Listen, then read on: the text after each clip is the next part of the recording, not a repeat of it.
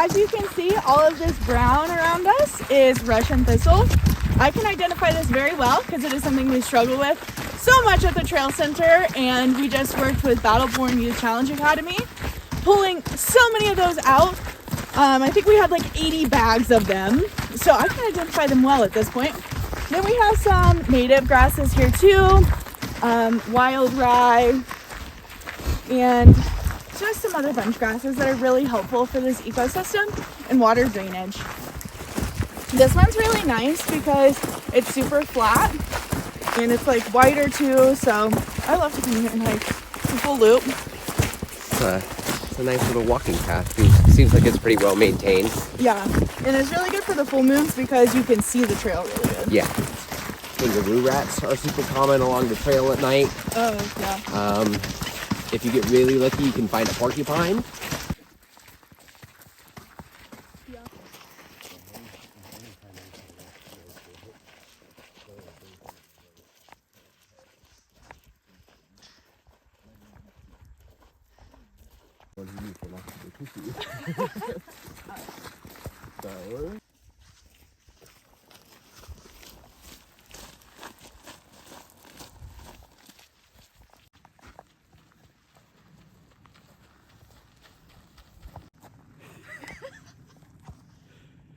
Away from his nap.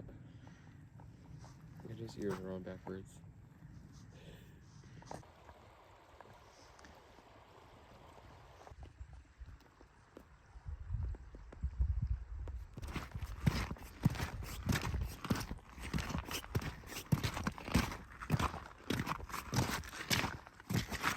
Hey, my name's Macy and I'm with Nevada Outdoor School at the California Trail Interpretive Center, and today we're at South Fork Meadows.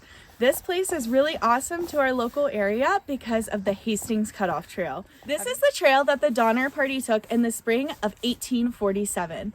Yes, that's right, the Donner Party. So they made their way south of Salt Lake City, down past the Ruby Mountains, and this trail right here, the Hastings Cutoff, would lead them back to the original California Trail. This journey was supposed to make them be 3 miles shorter, but it actually made their travels about 3 weeks longer, which landed them in the Sierra Nevadas in the dead of winter. And we know how that story goes. This is the first hike that we've actually been able to go forward with. We were supposed to do a full moon hike toward the end of November, when there was a full moon in November. It was on a Monday. Unfortunately, nobody showed up for that hike, so we unfortunately weren't able to move forward with it. So this is thankfully our first, not thankfully, but this is our first hiking event that us AmeriCorps members at Nevada Outdoor School have been able to participate in so far. Anything else that you've been able to help NOS with?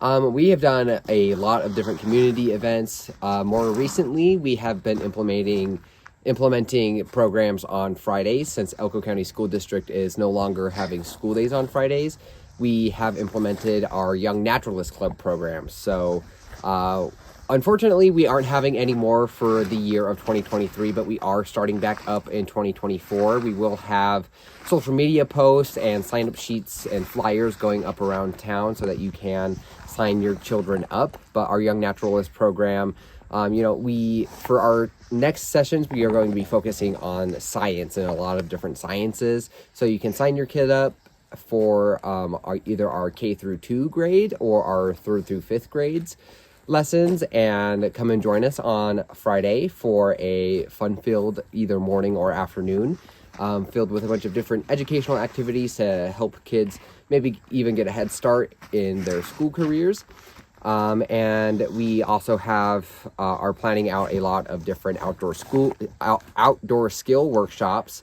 We're going to have a geocaching one coming up, as well as a nature journaling one, and a workshop about recycling paper and making your own paper out of recycled paper. I prefer creative writing. I think journalism is fun. Yeah, I was going to say, you might want to walk probably closer to our environmental days out in Memorial this summer, so that was fun.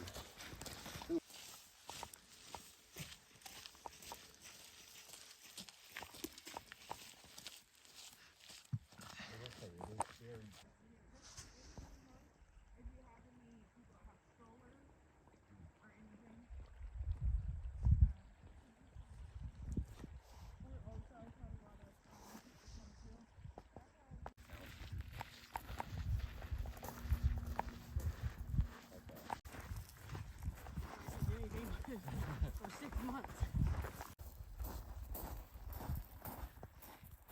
Brave of you. He's like, oh, you're nice and warm. He's nice and warm.